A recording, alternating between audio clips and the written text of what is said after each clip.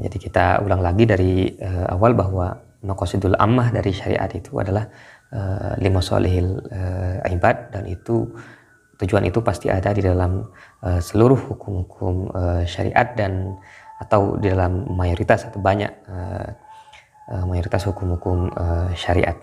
Dan yang kedua adalah al-maqasid al-juz'iyah, al-maqasid al-khassah. Al-maqasid al-khassah ini adalah maqasidul syariah di dalam bab-bab khusus yang terdapat di dalam syariat.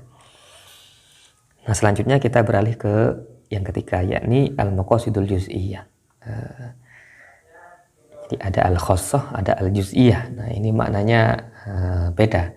Kalau diterjemahkan mungkin bisa sama ya, khusus, tapi dimensi khususnya berbeda. Al-juz'iyah ini lebih khusus daripada al-maqasid al-khassah.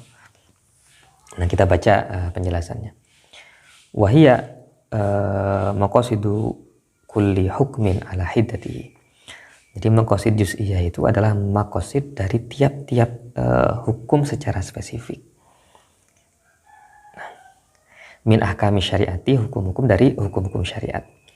Min ijabin, berupa kewajiban, atau nadbin, atau pensunahan, atau tahrimin, atau pengharaman, atau karohatin, atau pemakruhan, atau syartin, atau pemberian syarat. Mithalu dzalika, contoh dari maqasid juz'iyah itu, qauluna, bisa kita katakan as-sidaqu fin nikahi maqsuduhu ihdatsul mawaddah baina az-zawji waz-zawjah. Sidak atau adanya mahar di dalam nikah, tujuannya adalah menciptakan rasa cinta antara suami dan istri. Wal ishadu, dan adanya saksi atau persaksian di dalam nikah itu, maksudnya adalah tathbitu 'uqdatin nikahi daf'an lit-tanazu'i wal juhud. Tujuannya adalah mengokohkan ikatan pernikahan tersebut untuk menghindar dari adanya cekcok atau perselisihan serta pengingkaran. Nah, ini kan sangat khusus sekali, sangat khusus dalam hukum mahar, sangat khusus dalam hukum adanya persaksian di dalam nikah. Nah, kenapa disyariatkan harus ada mahar dalam pernikahan? Supaya menciptakan rasa cinta, ya, lebih mengokohkan rasa cinta yang dapat terjalin di dalam hubungan suami istri. Kenapa harus ada saksi dalam pernikahan? Ya, supaya ada bukti. Dengan adanya bukti, pernikahan itu bisa kokoh, agar supaya nanti tidak ada masalah di kemudian hari.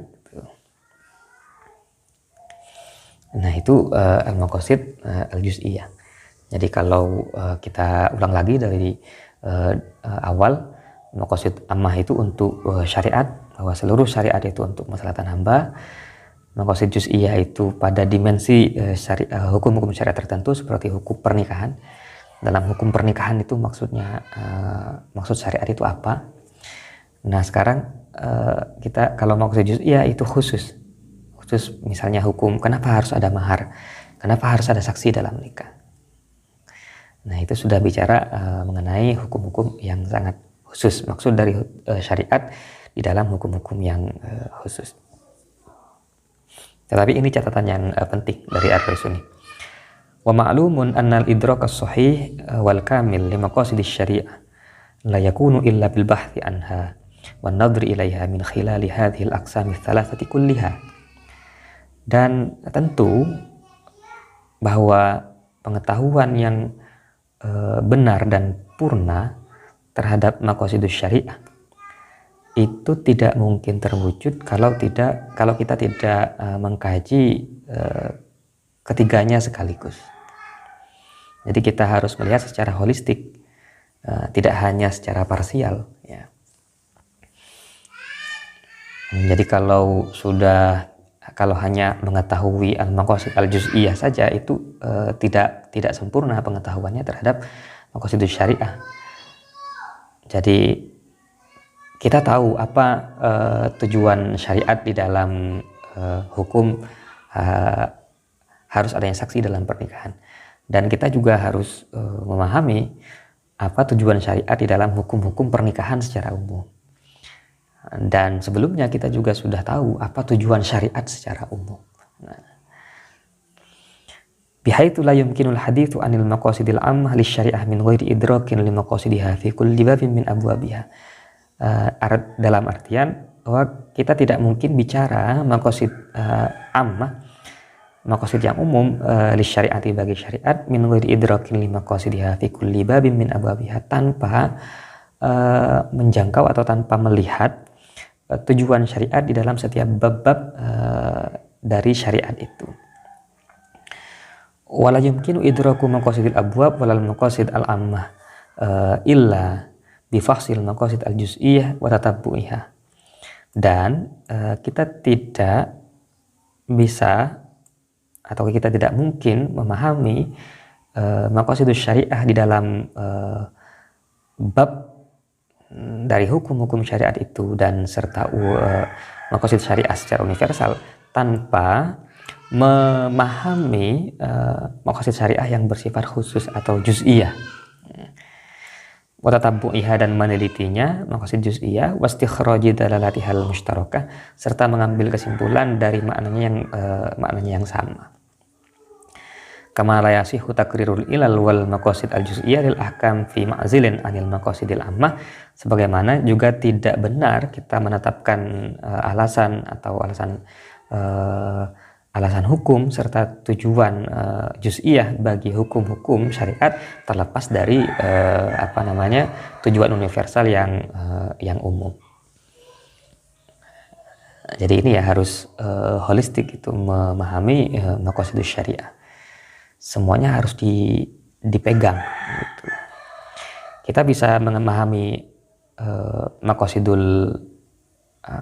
al-ammah kalau sebelumnya kita sudah meneliti tujuan dari detil-detil hukum-hukum syariat.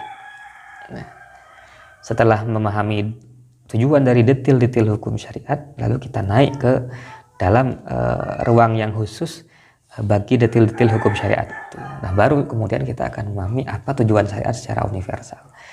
Nah, begitu juga ketika kita memahami apa tujuan syariat dalam detil-detil hukumnya, tujuan universal syariat ini tidak bisa dilepaskan. Ya, harus menjadi basis. Gitu. Nah, jadi muter gitu ya. Dan harus terikat secara kokoh ketika kita ingin memahami apa itu maqasidus syariah ini. Nah, jadi itu penjelasan mengenai klasifikasi maqasidus syariah. Sebenarnya ada banyak dimensi untuk membuat klasifikasi maqasidus syariah ini, tetapi dalam pembahasan pengantar maqasidus syariah ini kiranya kita cukup memahami wilayah cakupan maqasidus syariah, dan kita harus memahaminya secara holistik, bahwa maqasidus syariah itu ada pada level universal, ada yang pada level bab-bab khususnya, ada maqasidus syariah dalam ranah-ranah atau detil-detil hukum syariah.